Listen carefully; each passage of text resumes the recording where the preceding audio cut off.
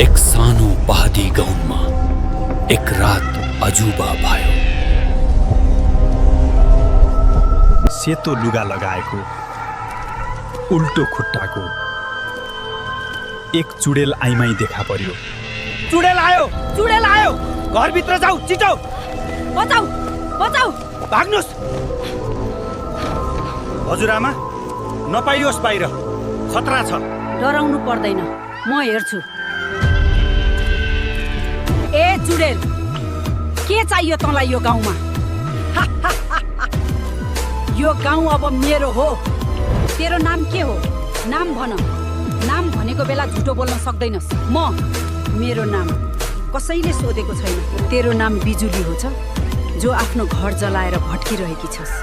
शान्ति गर तिमीलाई। कसरी थाहा? ओम नमः शिवाय। अब जा यहाँबाट। यो तेरो ठाउँ होइन। तुलसीको शक्ति र एक आइमाईको हिम्मत। म जान्छु, मलाई माफ गर्नुहोस्। चुडेल बतासमा मिलेर सधैँको लागि गायब भयो।